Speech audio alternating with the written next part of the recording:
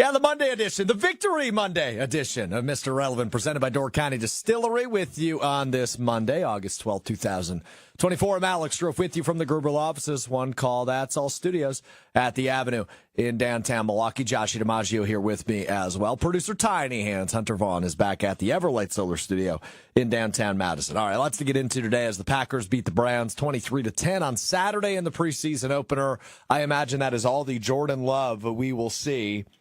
I would guess for the preseason. I mean, maybe we'll see him in some joint practices. We will see him in some joint practices over the course of the next few weeks, as they have one this week in Denver and one next week in Green Bay against the Ravens. But I would anticipate a 158.3 passer rating for Jordan Love is how he will finish the preseason. So you'll take that. I think the final stat line for Love here I have it in front of me is, he completed, 2 for 2 passes, 63 yards, and a touchdown. One of those passes went for -2 yards, and then the 65-yard touchdown to Dontavian Wicks. All he throws in the preseason, I'm fine with that. 158.3, a perfect passer rating for Jordan Love Saturday on his 2 pass attempts. Sean Clifford, Michael Pratt, the other 2 quarterbacks we saw, meh. All right, I mean, nothing sensational, nothing too bad. Nothing too great. Here's what it is as the quarterback 2 competition rolls on. But you saw a little bit more Sean Clifford than you did Pratt late in that game. But Love, I imagine that will be all you see of him. And the other 2 you will see plenty more of. We'll get into stock up, stock down.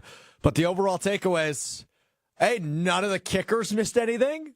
That's good. No missed kicks in that game.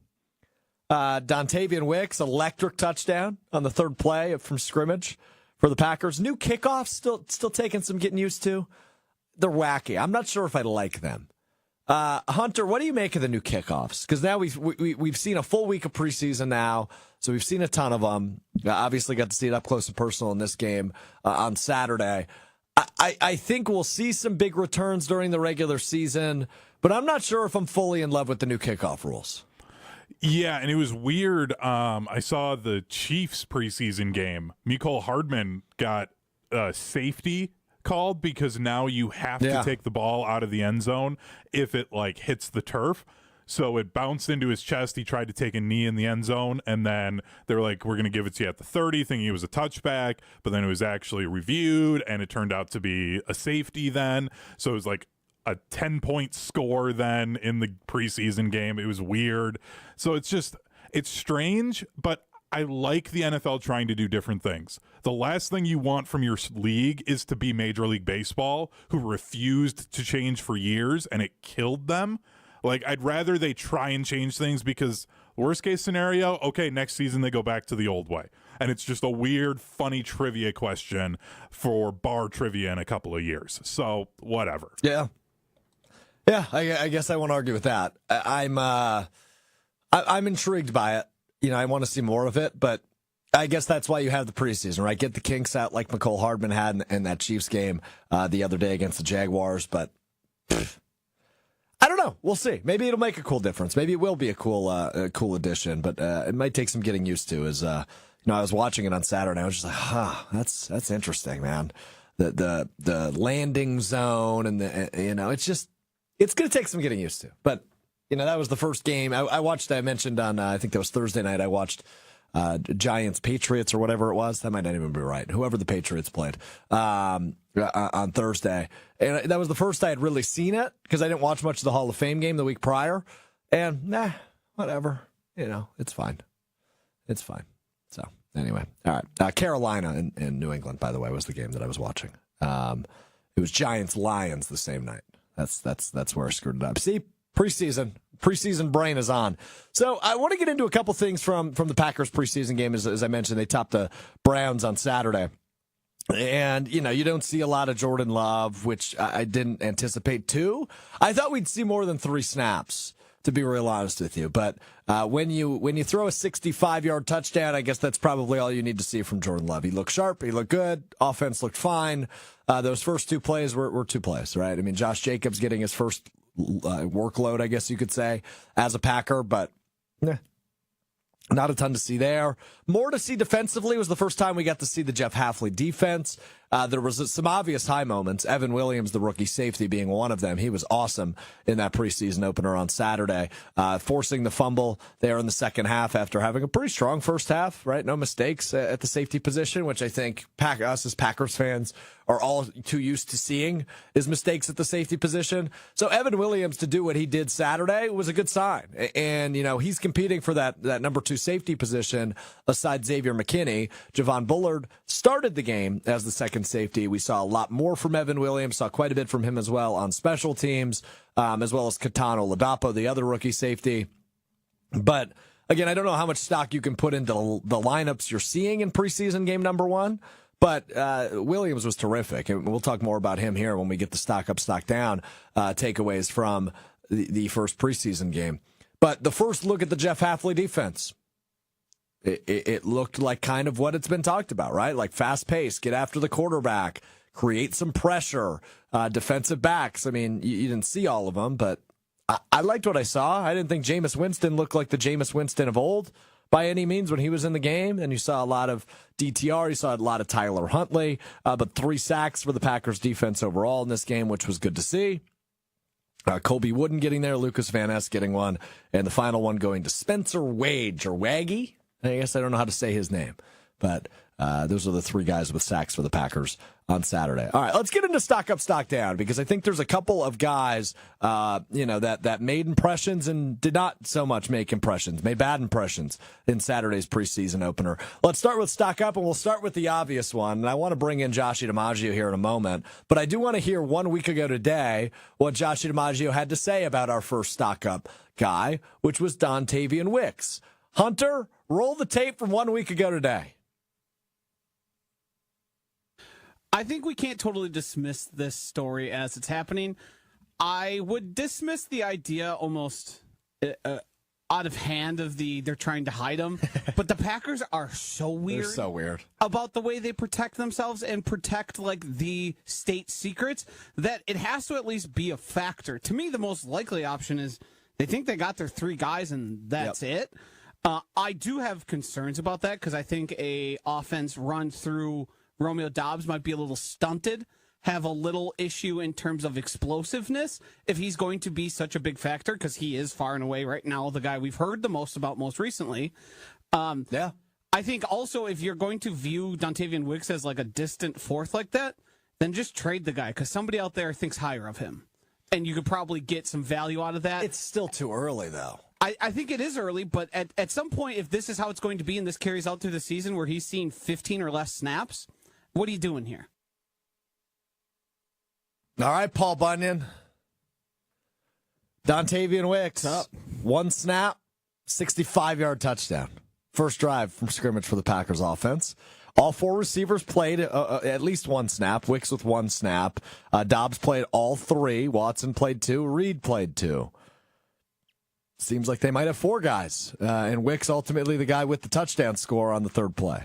It's even harder to. We were basing it on 26 snaps with Jordan Love. Now we're down to 3 because that's 33%. Scored a 65-yard touchdown, but I don't think anything's changed. Oh, come on. What do you mean? He was the 3rd wide receiver. Like, it took the 3rd play. It was Dobbs, Watson, Reed, yep, and then Watson and Reed. And then after that, the 3rd play, the touchdown, Dontavian Wicks came in for Christian Watson. Yep. So he is the 4th option still. Yes, but it seems like they're going to utilize him. Sure, they're going to utilize him. But are they going to utilize him enough? Is he going to have to be one of the most efficient wide receivers again in the NFL? And the Packers are still going to think of him as the 4th option? 4th options on NFL teams aren't breaking 65-yard touchdowns. No, that's fair. I won't argue with that. My issue is I think Dontavian Wicks is the best receiver on the football team.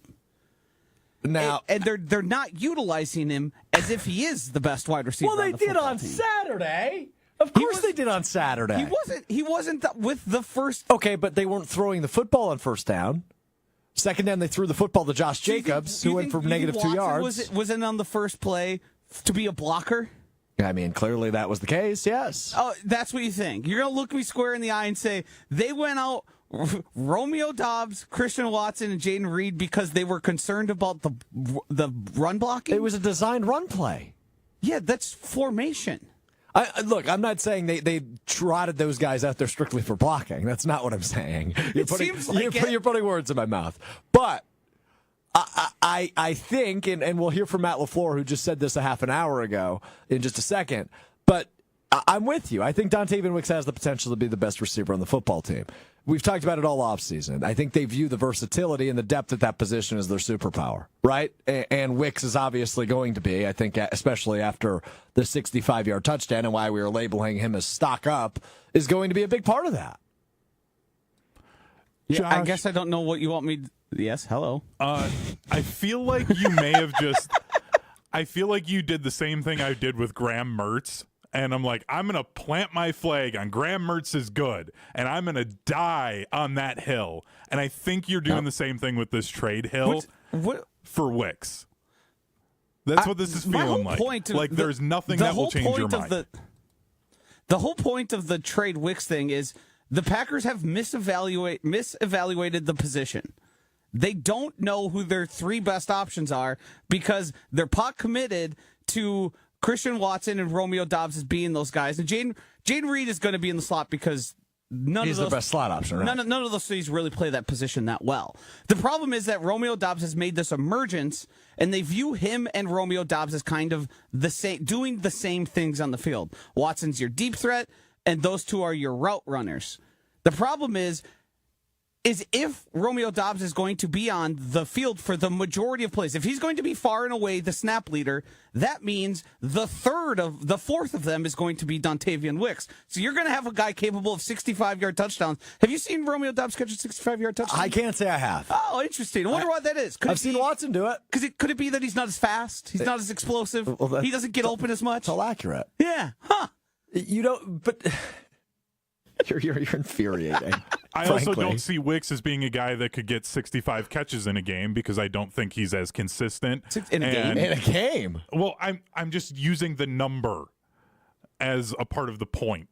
Just being that I think there are other things that Dobbs does. Hold on. We had a misspeak that I think you're missing. You said you don't see Wicks as a guy that can get 65 catches in a game. Yeah, and I'm saying that like Romeo Doubs is a guy that he could have a game where he just has a ridiculous number of catches. I know that 65 catches in a game is insane. I was just using the number because he said, I haven't seen Doubs have a 65-yard touchdown. So I was just using the number. And I'm just saying that I think there's other things that Doubs does that Wicks also doesn't. So to sit here and be like, oh, he's not as explosive, so therefore he's just not as good, I think is a little ridiculous. Explosion is the most important thing at the position. Yeah, I think you're never going to get me off. I think route running, getting off the line of scrimmage, and getting open, separation, and what Wicks did. I mean, when the safety bit, and Josh, I know you and I were talking, and I talked to Hunter about this as well before we went live here. I watched every angle of this touchdown catch. The way the safety bit, and Wicks wasn't even past his guy and was already calling for the ball, was just like, yeah, that's grown man stuff right there. I mean, that proves his worth. Yes. So, I also think, and I think you'll agree with this wide receiver situation is going to be very fluid. Right? So it might be those three to start things off. Dobbs, Watson, Reed as your top three. There's no telling me that that's going to be the case at the end of the season. I mean, it's hard to tell because injuries are going to happen and they're going to kind of have to shuffle stuff around because, as we've seen, it seems like almost everyone besides Romeo Doubs has had some sort of thing pop up in the last year. In terms of injuries, yeah, all three of them have. Yeah. Romeo Doubs to me, he's a possession receiver. Okay. He's going to get the ball, he's going to catch it, but you're not going to see much else from there. You're not going to see a lot after it. You're not going to see him threatening deep down the field. Yeah. Last season against Detroit, he had 13 targets, 9 catches, and he only totaled 95 yards. In the next game against the New Orleans Saints, he had 12 targets, only 5 catches. Mm-hmm. He's limited, and I think the Packers are trying to ignore the fact that Romeo Doubs is a more limited option than I think the other three guys. Okay, but I think picking the New Orleans game is a tough one. That was maybe Love's worst 3 quarters of the season. The first 3 quarters. I'm just pulling up numbers here because some of the games he had like 3 targets, 3 for 3, 36 yards. But I think that goes back to the depth, right? Like in the versatility that room possesses. So hold on. Let's hear from Matt LaFleur, because I think this was really interesting. About a half an hour ago, as he met with the media at Lambeau Field, this was a Jason Wilde question about Dontavian Wicks and his potential to be wide receiver one, Joshy. So this is a question right up your alley from our friend Jason Wilde. I did not leave the question in here, but essentially it was, does Dontavian Wicks possess the qualities that a wide receiver one needs? Here is the head coach Matt LaFleur's response to Jason Wilde. I get I want to vomit every time I hear number one receiver, to be honest with you. It drives me crazy. That's something that you guys talk about. I feel like we got a bunch of them. So, but I think they're all kind of, I think the beauty of them is they're all capable of doing many things, which gives us a lot of versatility from an offensive perspective in terms of how we use these guys and deploy their talents. So that's the head coach, Matt LaFleur, on Dontavian Wicks, but really on all four of those receivers. He views it as they have a bunch of wide receiver ones. He doesn't really view that as a real thing. Just to go back to something we talked about last week, is the Packers' quote-unquote unofficial depth chart. So, and I think, Josh, we may have talked about this last week, but if we didn't, I just want to recap for anybody that missed it. Those unofficial depth charts that come out in the preseason are not put together by Matt LaFleur. It is not put together by a member of the coaching staff. It's put together by the PR staff, that sends it out to the media. So I wouldn't and obviously we were looking at last Monday as a sign of, hey, maybe Dontavian Wicks isn't going to be used enough, was real data, right? It was the snap counts from family night. It was the snap counts with the ones. So that was a fair overreaction. Although I don't agree with your feelings, it was a fair overreaction. Does that make you feel okay? I phrased that correctly?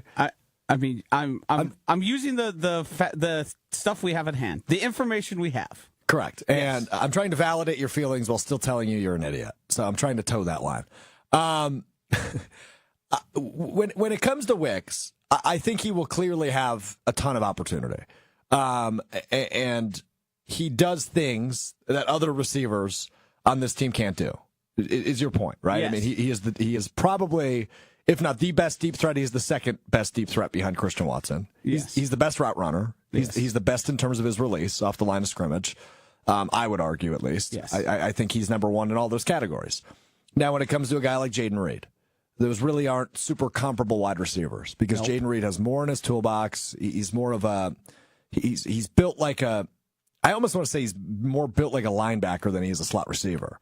Like his body type is different. He's versatile. He can run like a running back. He can cut like a running back. But he obviously is a wide receiver. So he does a lot of things that Wicks can't. When it comes to Watson, he's one of the fastest players in the entire league. So when it comes to his release, he just has a little bit more speed in the toolbox than a guy like Wicks.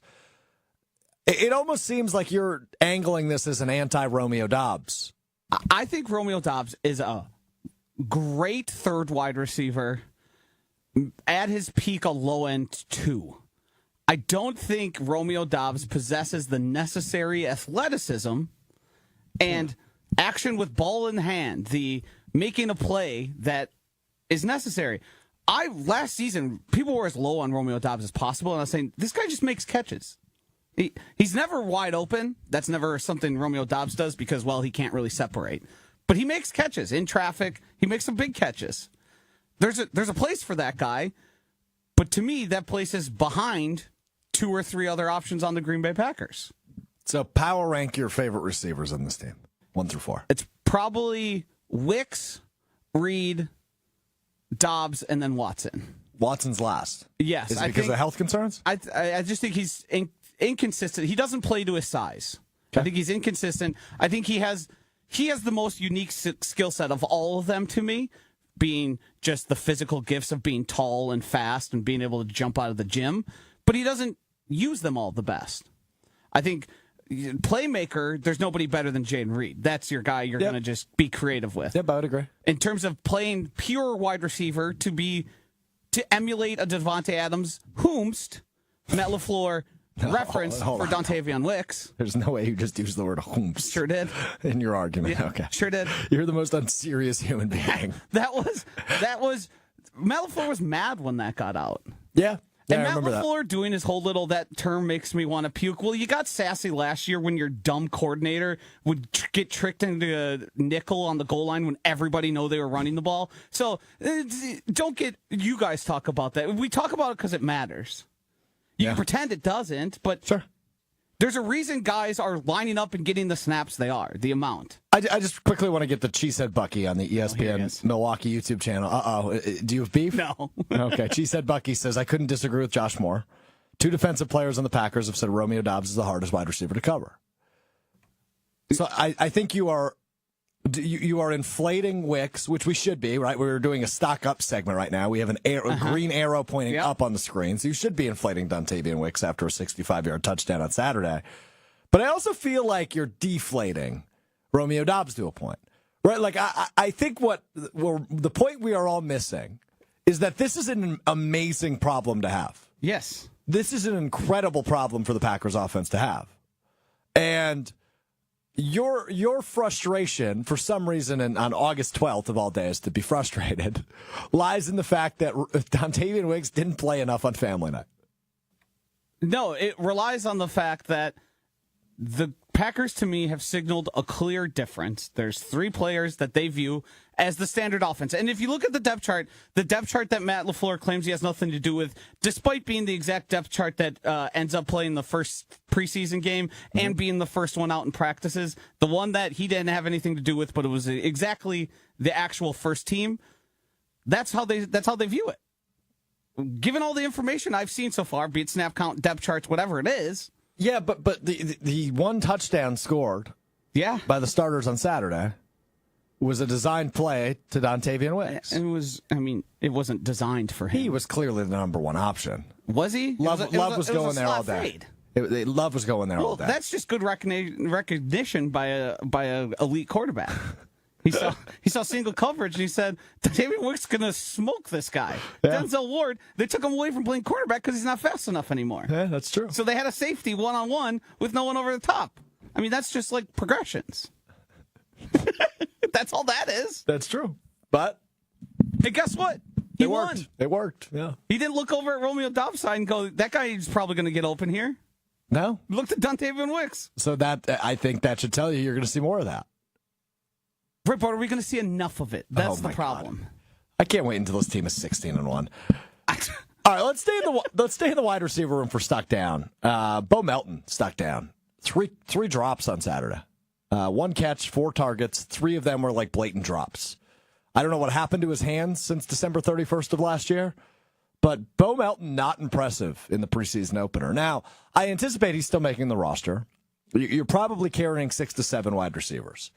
The guys that you need to figure out are Grant DuBose, Malik Heath are probably the main 2. But I would guess Bo Melton is technically, quote unquote, your wide receiver 5 as it stands right now. However, he did not really look the part. Wide receiver 5 maybe looked the part, but he was really that lead receiver as we trickled into the second half. And he just had 3 bad drops. And I don't know if that's the differential of catching passes from Jordan Love to Sean Clifford, but I was not impressed with Bo Melton on Saturday. Again, I don't think this puts his roster spot at jeopardy. I don't really think it makes me think he's a bad wide receiver, right? Because we saw the moments last year for Bo Melton, specifically in that Vikings game on New Year's Eve. He was awesome. I still dub that the Bo Melton game. But Saturday was certainly not the Bo Melton game. It was more about Dontavian Wicks, and it was more about a ton of other players than it was Bo Melton. Bo Melton, not a shining star Saturday against the Browns. Hopefully he can recover against the Broncos this weekend. I would like to see more out of Bo Melton because I think he, as we talk about this wonderful problem for the Packers offense to have with this slew of depth at wide receiver, he's one of those guys that you were really hoping, okay, maybe he could take that next step. So if you deal with the injuries Joshie and I were just talking about, like you did a year ago, Wicks missed time, Watson missed time, Reed missed time last year, you feel comfortable with Bo Melton stepping in. After Saturday, I feel a little bit less comfortable than I did prior to Saturday. Three drops that were not pretty for Bo Melton. And I don't want to overreact. I don't want to kill a guy for 3 drops in the first preseason game of the year. But it's certainly not a good look for a guy you have higher hopes for. We mentioned stock up when we moved past, I think, the other wide receiver that's worth mentioning. I'm going to go back to stock up. Oh. I don't have. We're going back and forth. How fun. I was looking at your little chart here. I didn't know. I thought we were moving down. I thought that was in order, like you do. Yeah, no, that's a fair point. It's a fair point. I'll move back and forth. That jumps around. That isn't like set in stone. Wow. It's okay. Huh. I threw him a curveball. I do not have another receiver on my stock up list, though. So who are you thinking? Grant DuBose. Grant DuBose was solid, yeah. Yeah, stock up for him. I think it's interesting for Grant DuBose that the Packers kept him around despite him not really ever doing anything, even like really in practice. And then when he gets his first chance, he makes an impression. And he seemed to be open a lot, like not just simply on the catches he made. Like it was second team he is going against. So you always have to caveat that. Yep. I mean, Emmanuel Wilson looked like a guy who could lead the NFL in rushing. Well, I will be talking about Emmanuel Wilson because as you very well know, and I don't know if I've talked a lot about. I don't know if I've ever talked about Emmanuel Wilson on this show. I will today because his stock is up as well. So we can kind of tie those in together. DuBose was awesome. He ended up being the leading receiver, 5 catches, 66 yards for the Packers on Saturday. Was super impressed by his efforts. And really that's the first we've seen of him, right? Because he dealt with the injuries last year. He was inactive the entire season last year. I think he was on the practice squad as well. For a majority of the season. But that's a guy fighting for a roster spot. And when you look at Bo Melton, whose stock is down, and DuBose, who's is up, that could easily flip by the end of preseason. Again, I don't anticipate it to. I think that will be the worst Bo Melton game we see this preseason.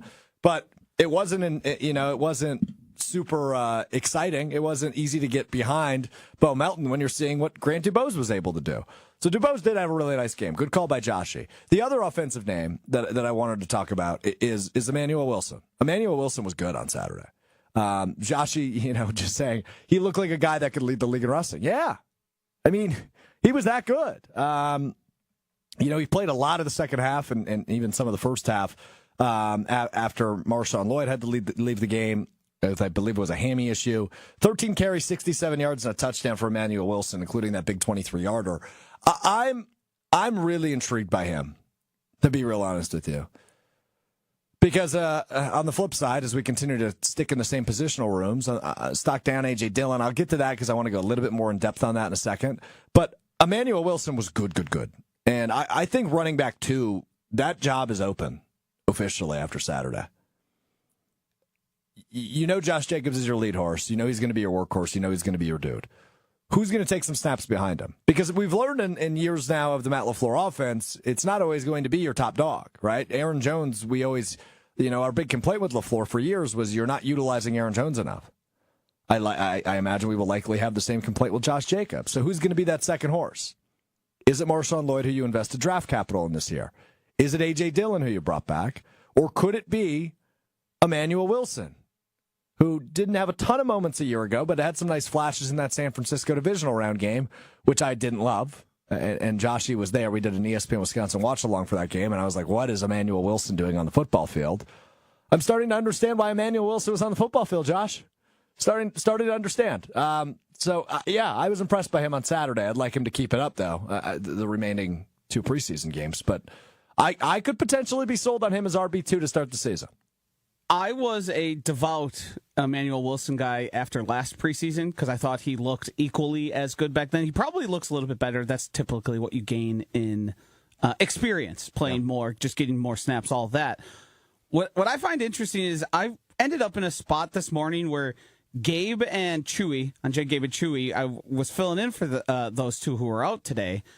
And I ended up in a spot where they were like, I was defending A.J. Dillon, not because I particularly think highly of his talent or because I particularly like what he does on a football field, but I almost find it inevitable that he's going to be on the roster. Oh, he'll be on the roster.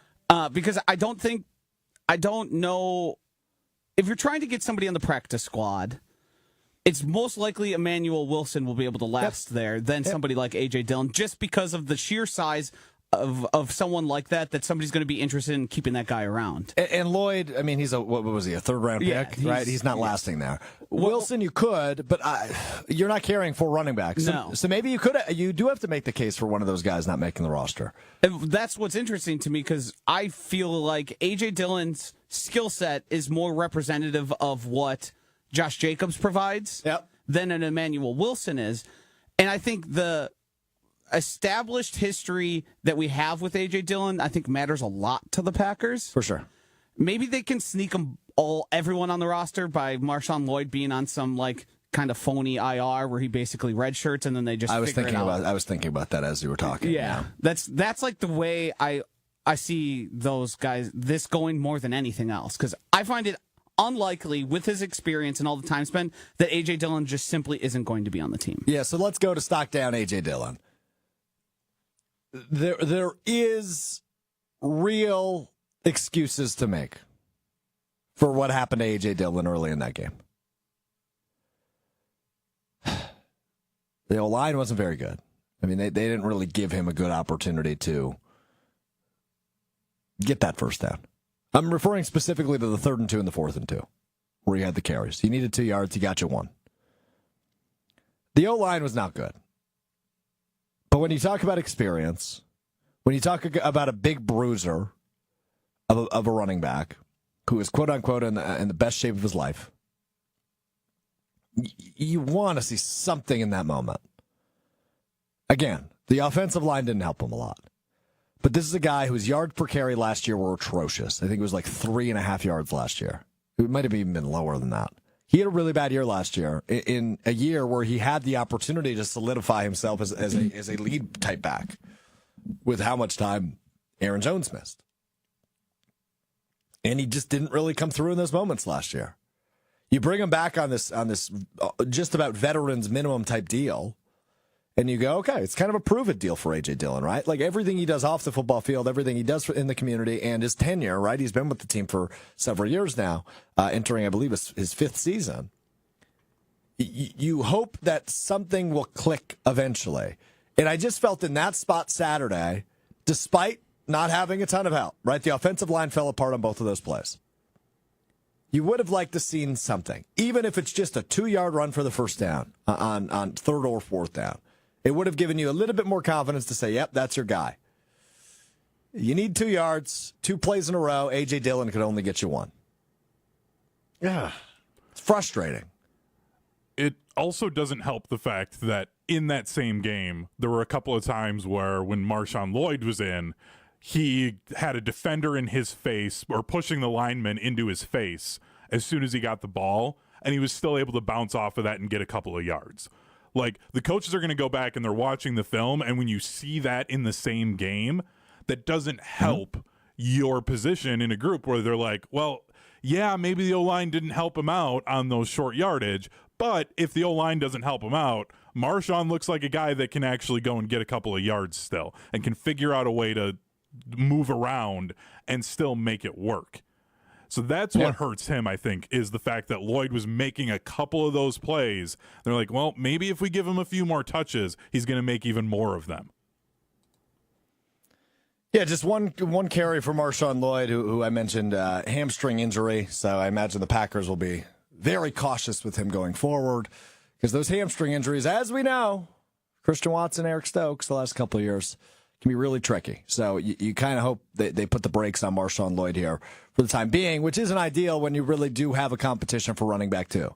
I don't think A.J. Dillon has a great case after Saturday, and maybe he can change my mind on that Sunday when they go to Denver.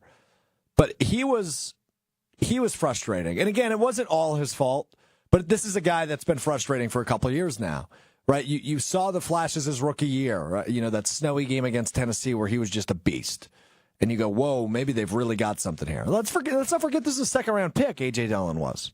Right? It's not like this was a low draft investment. And he's just never really taken that next step. So while I'm not super out on A.J. Dillon or anything like that, it's just you need to see something. You need to see growth. You need to see that he can truly be your running back too. Because a couple of years ago, we were saying Aaron Jones and A.J. Dillon is the best 1-2 punch in the league. And ever since we've been saying that just has never been the case. Especially last year when Jones was out. Dillon just wasn't that dude. And then Saturday, you know, you get the opportunity as this big muscly back who you think, you know, if you need 2 yards, he's going to get you 2 yards. He gets 2 opportunities to do it and still falls short of the first down marker.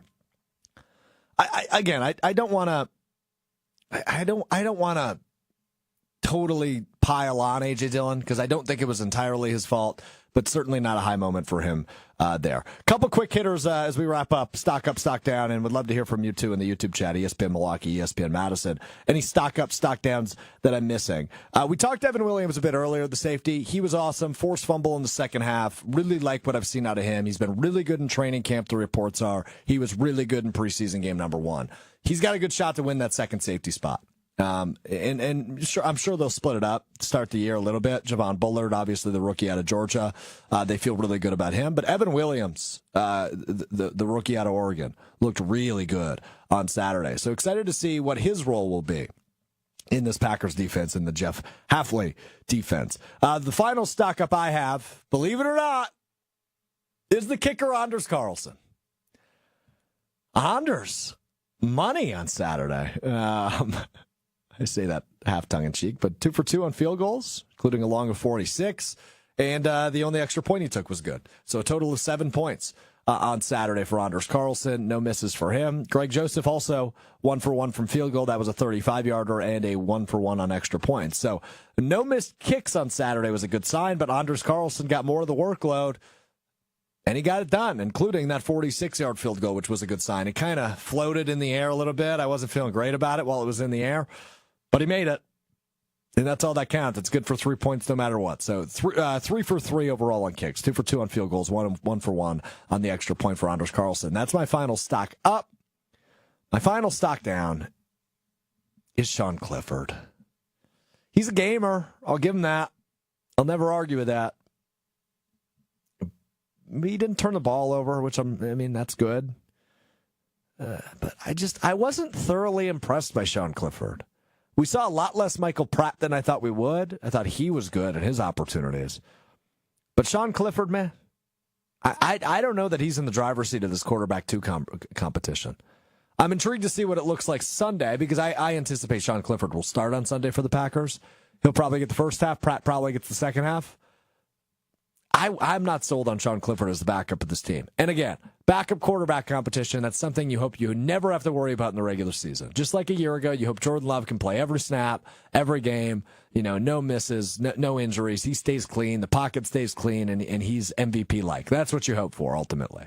But God forbid you get to a scenario where you need a backup quarterback. You want to feel confident about that backup quarterback. And right now, I'm not feeling confident about Sean Clifford. Nothing he did on Saturday wowed me. Nothing he did on Saturday made me go, whoa. They've got a backup there. I'm not insinuating I did that with Pratt either, but Pratt, it was more like, oh, okay, Rook. I see what you got, man. You got a little swagger to you. So I'm excited to see more from each of these guys, but it's just stock down for Sean Clifford for me, Hunter. Yeah, and when the guy that is behind you in Pratt is going out there and setting up blocks on a run play, that's the kind of stuff that is going to get his teammates energized, and they're going to love seeing. And if guys are kind of rallying around him, even if Sean Clifford knows the playbook better, he understands the offense better, coaches are going to pay attention to that kind of stuff. And if there isn't a drop-off in their play, but it feels like this guy is somebody that, okay, heaven forbid, Jordan Love separates his shoulder. He's got to miss 6 weeks. Who do you think the team is going to rally around? And they feel like it's Michael Pratt. They're going to go with Michael Pratt as being the number 2 quarterback. So Sean Clifford, he's got to go out there and do something. He just has to show that there's some level of energy, and you can't just go out there in the preseason and not make a mistake. Because not making mistakes isn't going to be enough when the guy behind you is out there getting the team fired up and doing things in a positive way for the team. There you go. But just one quick note before we get to a break, and then we'll talk Broncos week and the return of beef breakdown. If you've never seen a beef breakdown before, I try to explain it to you in simplest terms. People are beefing. I'm going to tell you what happened, why they're beefing, and then we'll pick a winner of the beef breakdown, which we will get to on the other side. But first, from Matt LaFleur, the Packers will not play Jordan Love or most of their starters Sunday against the Denver Broncos. It's what I anticipated. It's what I've been saying for the last few weeks. I wanted to see him for a drive or two Saturday against the Browns. We did. It led to a 65-yard touchdown pass to Dontavian Wicks. And then you've got joint practices the next 2 weeks. The Packers will face the Broncos, or practice with the Broncos, I should say, later this week before their preseason game on Sunday. That's where Love can get his work in a more controlled environment. He won't be hit, but it will be live. It will be live bullets, right? It's live game reps essentially. So I like that opportunity better. And then they host Baltimore for their final open to the public preseason practice next I think it's next Thursday is that practice when Baltimore comes to town and the Ravens and Packers go in that joint practice. So I would guess Jordan Love will finish the preseason with a perfect passer rating, 158.3, after going 2 for 2, 63 yards and a touchdown on Saturday. All right. Mr. Irrelevant, brought to you by Door County Distillery, locally produced, handcrafted, award-winning spirits made locally in beautiful Door County, whether it's that green bottle of gin, that blue bottle of vodka, the cherry brandy, the apple brandy. You're going to see a video, the cherry bourbon, which is a Door County Distillery exclusive. If you're heading up there, stop into their spot at Carlsville, do the tours, do the tastings, whatever you like. If you're like me, you like the whiskeys, rye whiskey. Their 27-time gold medal award-winning single malt whiskey or the bourbon, my personal favorite. You can get it. You can bring Door County to you, whether you're in Milwaukee, you're in Madison, anywhere in the state of Wisconsin. Check out their website, doorcountydistillery.com. Find the retailer nearest you and a huge list of unique cocktail recipes. Let's step aside for 60 seconds. When we come back, we preview Broncos week, what that means. Jordan Love will not play on Sunday, and we will look ahead to the rest of the preseason. What are you looking for? Let me know in the comment sections on YouTube. We will get to that all in 60 seconds. It's Mr. Irrelevant. I'm Alex Strouf. Back in Carlsville at the legendary Door County Distillery with my buddy Rob from Door County Distillery, and we have a Door County Distillery exclusive in front of us right now, Rob. Cherries, bourbon, two of my favorite things. Put them together. You got the Door County Distillery cherry bourbon. It's beautiful. We're just doing shots? Yeah, we're just Let's going to try straight up. I mean, it is good for mixed drinks. You can put it in old fashions, Manhattans, but sometimes you just want to straight up take a little shot of it. I won't complain about that. Like I said, two of my favorite things: cherries, bourbon. Door County cherries, bourbon. I can't complain. Yeah. Cheers to you, buddy. Thanks a lot. Toast. Ooh, that's tasty. Oh, that's good. Yep. That's really smooth. Get that cherry flavor. Yep. Not a whole lot of burn. Beautiful. That's terrific. Door County Distillery exclusive, the cherry bourbon. Check out their website with a huge list of unique cocktail recipes at doorcountydistillery.com. That's doorcountydistillery.com. Yeah, doorcountydistillery.com is the place to go. All right, Broncos week. I just mentioned it. Most of the starters won't go. They're gonna evaluate most of that stuff in joint practices, which I'm fine with, right? That's kind of what I've advocated for. It allows you the opportunity to see more of Sean Clifford and Emmanuel Wilson and obviously Michael Pratt, and it gets you to see more of the kicking battle and some of those rookies defensively. That's what the preseason's about for me, right? I think you know what you have in terms of most of your starters, and they'll get the workload in those joint practices in more of a controlled environment. So I'm good with that. So keep an eye on Twitter would be my suggestion when that joint practice happens later this week, because I think that will give you an idea of, okay, how is Dontavian Wicks matching up with Patrick Surtain, and how is Jordan Love doing against a pretty solid Denver defense? Some of the offensive line shuffles, right? Like, you're not going to see an Elton Jenkins. You're probably not going to see Josh Myers, Rasheed Walker in the preseason game on Sunday. You're going to see a lot of the backups and a lot of the younger guys, which is fine, right? Like, these are guys fighting for roster spots. These are guys fighting for playing time in the regular season. Most of the guys that are solidified, which I assume includes some of those wide receivers that we started the show with, the Jaden Reeds, the Christian Watsons, the Romeo Dobbs, and maybe even the Dontavian Wicks, won't see field time on Sunday. Again, I'm good with that. I think that's what that first preseason is for. That's why you schedule the joint practices, is to get real work in against some of those starters. So that's what I've got my eye on. We'll talk about it a bit more Wednesday as we lead up to the joint practice and the preseason game on Sunday. But by the way, you see him on the screen right there. Bo Nix. Not half bad in his debut the other day in preseason for the Broncos. It seems like Broncos fans are riding high with Bo Nix after his preseason debut. I believe he played on Sunday, yesterday. 125 yards and a touchdown for Bo Nix in his debut. Not half bad. Also 3 carries for 17 yards for him. So outperformed Zach Wilson, his backup. Outperformed Jarrett Stidham, who was pretty much awful for the Broncos. And then the Colts played, I think it was a total of 5 quarterbacks, and none of them very long. The most, Sam Ehlinger and Jason Bean, who I don't even know who that is, threw 6 passes each for the Colts yesterday, and the Broncos win over the Colts in their preseason debut. So 2 1-0 teams going at it on Sunday in Denver. Okay, totally random, but I was just looking at the Colts box score. Uh-oh. I didn't realize that Joe Flacco was still trying to make it happen. Like, I love it. He's a Colt. Gotta love it. He's going to go be Anthony Richardson's backup as a 39-year-old quarterback. Yeah, look, I mean, he might end up getting some starts. Given Richardson's bill of health from last year, no kidding. But I would say this too, right? Like, I think Aaron Rodgers is the last of a dying breed, at least like of that generation of quarterbacks in the NFL. Joe Flacco's the other name that's pretty much been alongside with them his entire career. So, I mean, you've only got a few of those guys left because Roethlisberger, Breeze, Brady, Manning are all gone. You've got Rodgers left. You've got Joe Flacco left. That's it. Fitzpatrick retired. You know, I'm trying to think. Brady, obviously, as I mentioned, retired a few years ago. Phillip Rivers. Phillip Rivers is another name of that generation. So all those guys, Matt Ryan is done now, right? And his career, as did Rivers, ended in Indianapolis. Maybe it will be the same for Joe Flacco. But not a ton of those guys left. Rodgers is the last one, and Flacco really the second to last one, as he looks to make the roster out there in Indy. So something to keep an eye on. But yeah, Joe Flacco is a Colt. I do remember that signing from earlier in the offseason. But he only played 6 snaps, was it maybe? I think he threw 4 passes. So well, it was not probably a ton a late of work game. for Flacco. He had to get out there, go get to the early bird special for dinner. Like, come on, got to get going. Can't be out there getting 20 snaps. 55 and over at Perkins, absolutely. Yeah, no doubt about that. All right. Return of a special segment we've done a few times on this program. This is what we call Beef Breakdown.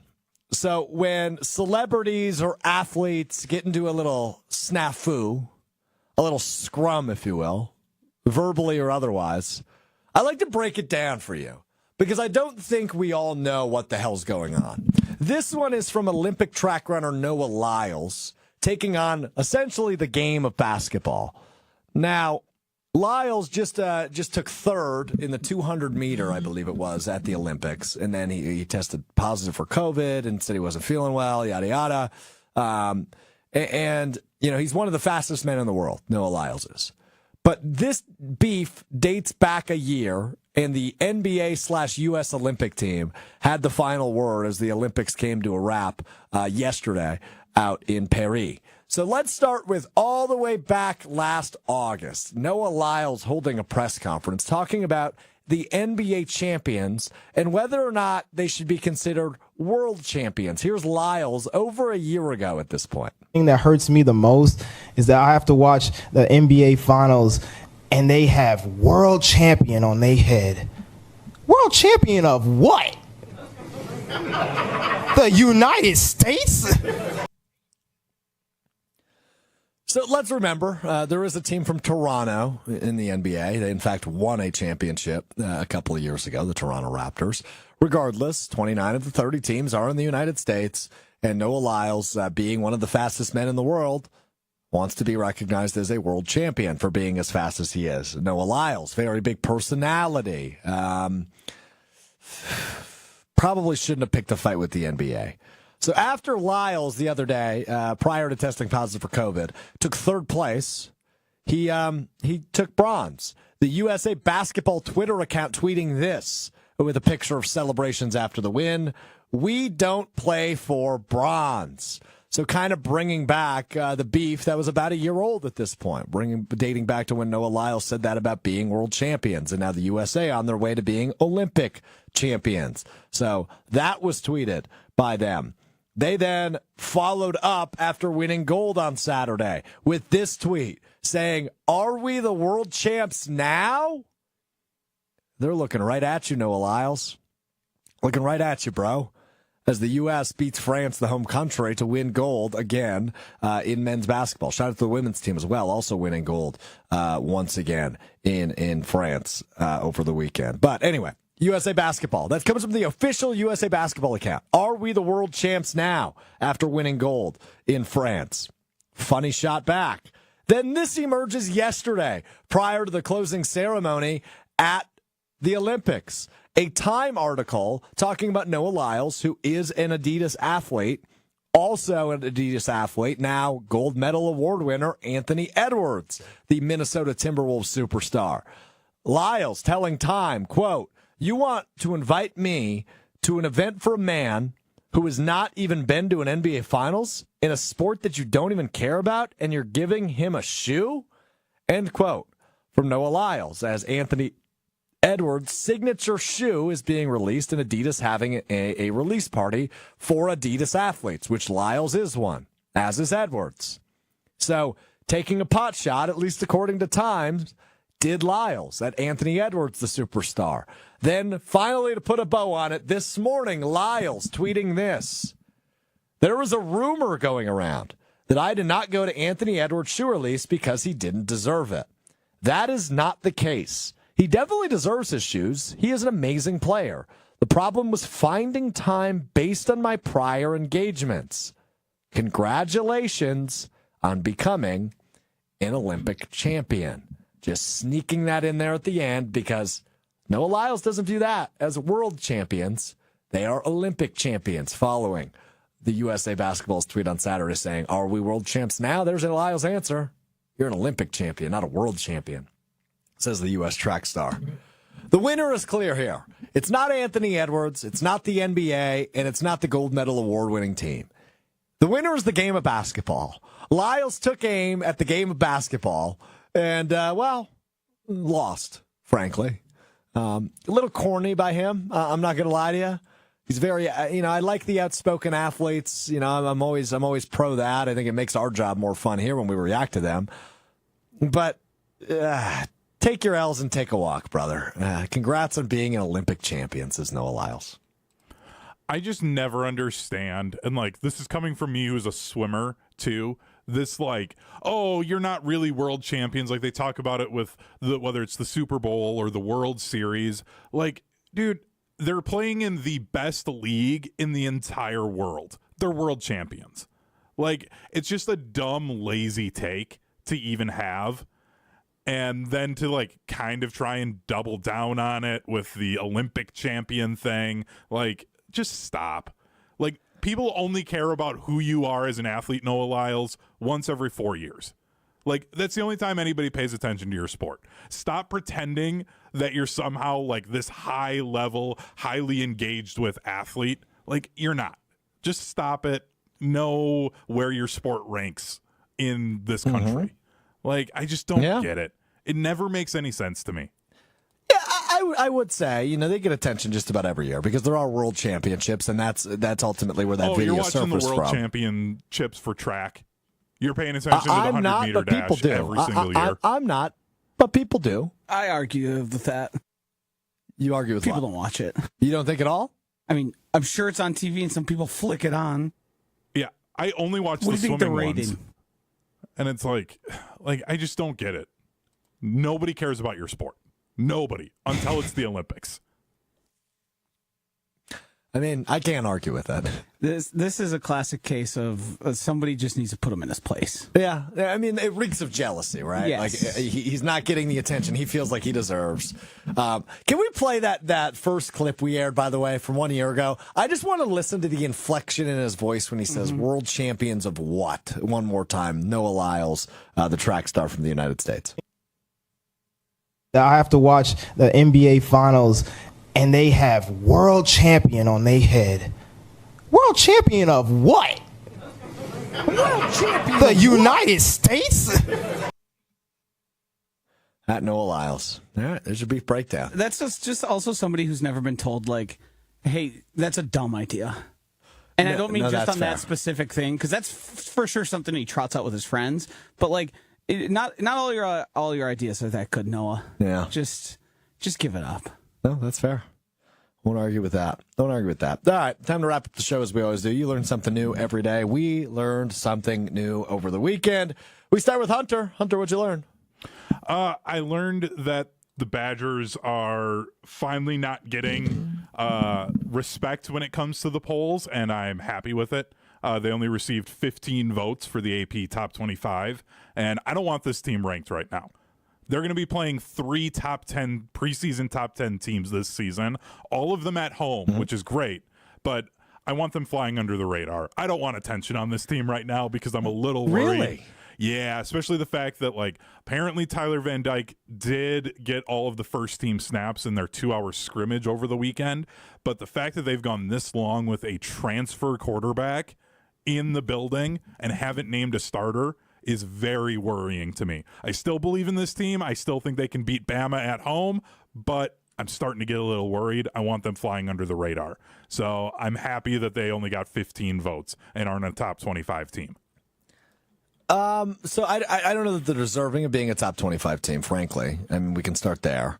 The other thing is, I don't know that flying under the radar is good this early. Come week 2, I'm good with it. Come week 3, I'm good with it. But this early, it might just mean they're not very good, Hunter. No? No, I think they're good. I think the defense is even going to be better. I think. Agreed. I will agree with you there. Yeah, I think I'm worried about the offense. Yeah, I'm worried about the passing game consistency, and for an air raid offense, that's tough. And like Nate White was a running back, but apparently he's been getting some looks as a slot receiver. Like, if that's the situation you're in right now, that's a tough spot to be in, because you don't move a running back to wide receiver at this point in the year because your receivers are doing awesome things. I think Will Pauling's going to be great, and then it's not going to be much of anybody else. This might be another tough year for the offense, and if things don't get going quickly, they might have a new OC next year, and Phil Longo might be looking for a new job. That's fair. That's fair. We will see. Not a lot of time left. We're just a couple of weeks away from the college football season. It's exciting, man. I'm intrigued to see what the Badgers are this year. Oh, I hate week 0. I hate the branding. You know this. Why would we ever call something week 0? That's just lazy. Call it week -1. You can't call it week 0. It means it doesn't exist. I hate that. Anyway. 0 is a number, though. We talked about this on Wisconsin College Game Day. 0 is a number, but it is a number that equals nothing. That means the week doesn't exist. It does exist. And it's week 0. Well, I understand. I understand that. I've watched college football before. It's a little taste of college football, Strouf. It's not a full thing. Appetizer. It's a little appetizer. So it's week 0. It's not quite a full week. Fair. I won't argue with that. All right, what I learned. Summer. This is the summer of Snoop. Snoop Dogg is America's uncle. We've always referred to him as that. But Snoop has had one of the most unbelievable summers that I recall. Now, maybe it ties into a little personal anecdote because I got to see Snoop a couple months ago at Potawatomi here in Milwaukee as he did a concert to kick off the summer. You know, he was throwing out the first pitch of the Brewers game that weekend. Then he spent all 17 days in Paris for the Olympics. And ultimately, at the end of the ceremony yesterday, they do an unofficial handoff, which I never knew about. I learned about that yesterday as well. Dr. Dre and Snoop are ringing in LA 28 as the next Olympics in 4 years. Summer Olympics, that is, will be in LA. It will be on American soil. And Snoop Dogg is like the official advocate for the Olympics in LA.